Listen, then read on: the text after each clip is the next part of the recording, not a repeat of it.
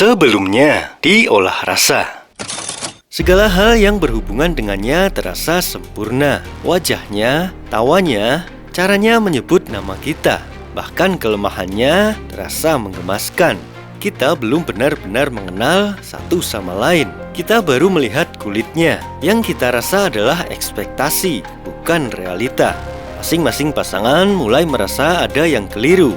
Ada yang tidak cocok dengan ekspektasi di awal. Ada yang membuatnya hingga ilfil. Saat cinta yang buta mulai membuka mata, realita yang terlihat tak selalu indah. Dan perlahan yang dulu terasa manis, kini bisa jadi terasa hambar, bahkan pahit.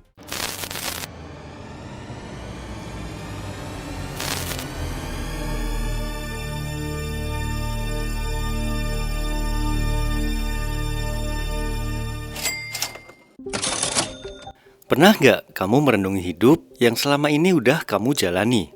Semenjak kita menempuh pendidikan formal di sekolah, hingga kini berada dalam dunia kerja. Dulu waktu kita masih sekolah, uang itu bukan masalah utama.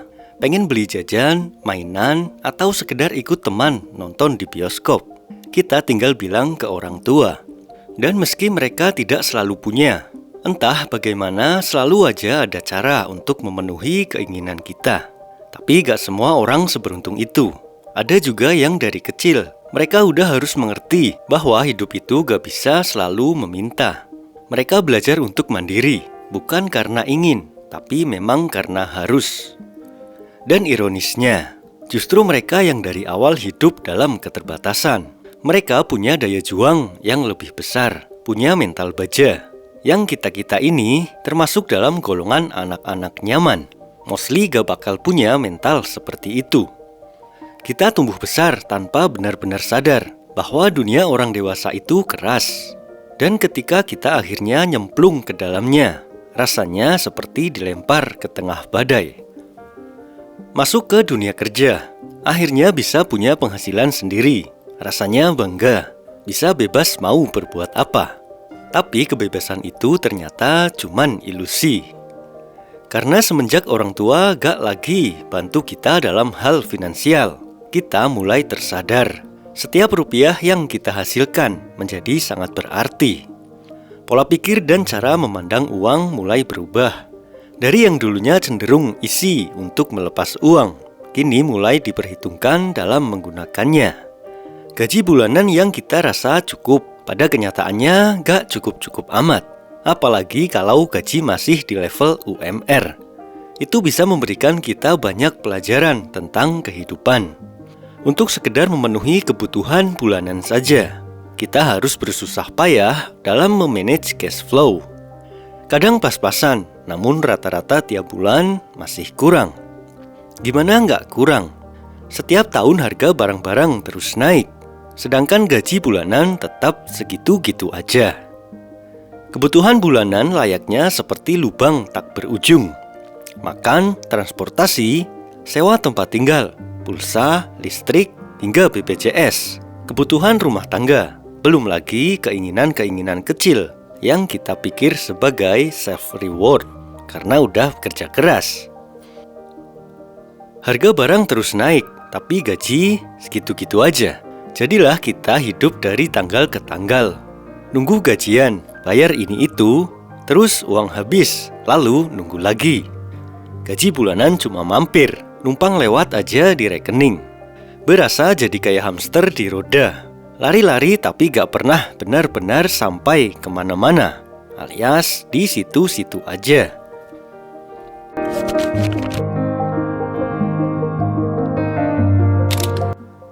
Tak sedikit dari kita bahkan mengerjakan job sampingan untuk menambah pemasukan. Sebagian dari kita mulai cari jalan keluar, mulai dari buka usaha kecil-kecilan, jualan online, jadi freelancer, ikut project ini itu.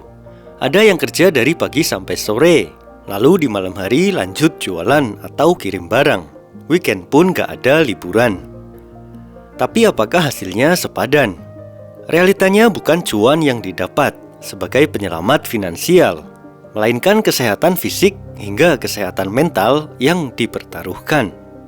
Seringkali bukan keuntungan yang kita dapat, tapi kesehatan yang terkikis perlahan. Badan jadi capek, pikiran pun lelah, waktu istirahat menjadi hilang. Bahkan waktu untuk keluarga, teman, atau diri sendiri pun ikut tergerus.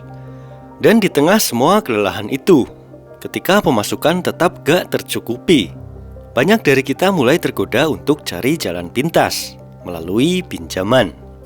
Awalnya cuma sedikit, yang penting bisa untuk nutup kekurangan bulan ini. Lalu bulan depan, terpaksa pinjam lagi untuk bayar pinjaman sebelumnya. Begitu aja terus, hingga tanpa sadar terjebak dalam siklus yang gak kelihatan ujungnya. Mereka disibukkan dengan cicilan yang seolah memberikan pertolongan.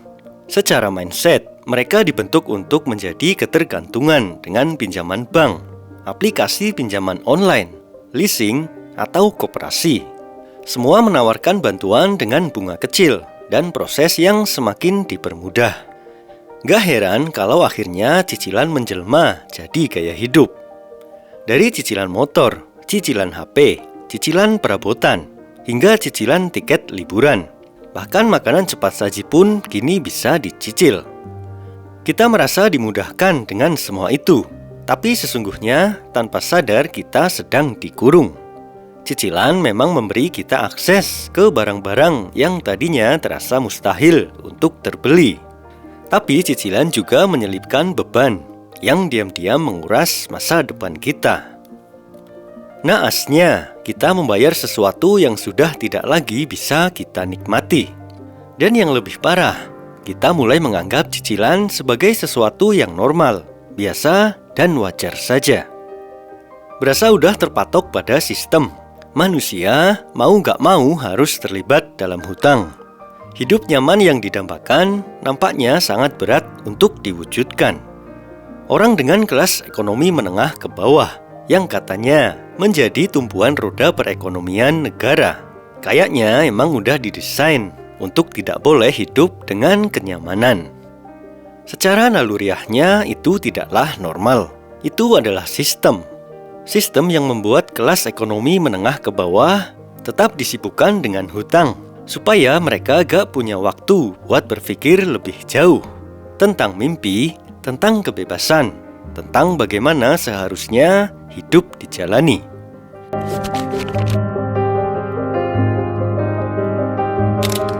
Apakah kehidupan seperti itu memang wajar? Ataukah kita yang sebenarnya mampu keluar dari sistem, tapi lebih memilih untuk mengambil jalan pintas? Coba lihat di sekeliling kita. Siapa di antara kita yang benar-benar bebas dari cicilan? Mayoritas orang terjebak dalam rutinitas kerja, gajian, bayar cicilan, lalu ulang lagi dari awal. Sistem pinjaman membuat kita jadi ketergantungan, membuat kita takut untuk hidup tanpa uang. Bahkan saat gaji naik, gaya hidup juga ikut naik, nambah cicilan lagi, dan akhirnya tambah tanggungan. Bukan naik kelas, tapi malah nambah beban. Kita terjebak dalam perlombaan yang tak pernah selesai. Selalu ada yang harus dibayar, selalu ada yang harus dicicil. Padahal, siapa yang bilang bahwa hidup harus selalu seperti itu?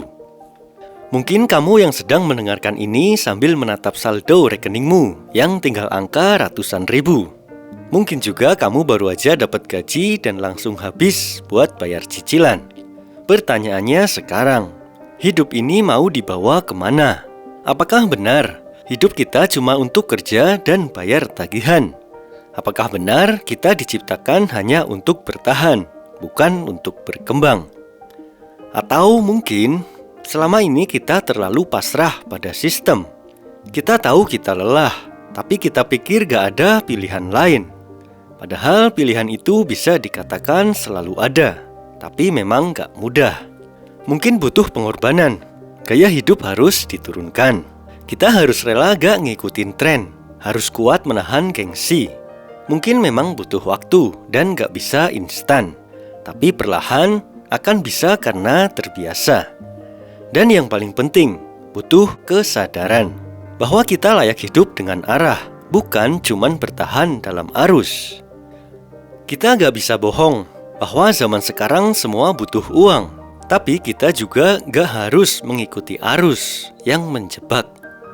Kita bisa memulai dari hal kecil, kurangi gaya hidup konsumtif, pilih prioritas kebutuhan, bukan keinginan. Belajar menunda kesenangan demi masa depan yang lebih ringan. Kalaupun terpaksa harus menyicil, pastikan untuk sesuatu yang produktif, yang bisa berkembang, bukan sekedar menambah beban. Karena kebebasan itu bukan sekedar gak punya cicilan. Kalau bisa dan memungkinkan, bangun mimpi yang gak bergantung pada sistem. Bisa memilih untuk hidup sesuai dengan nilai yang kita yakini. Karena hidup yang sesungguhnya bukan sekedar untuk bayar cicilan.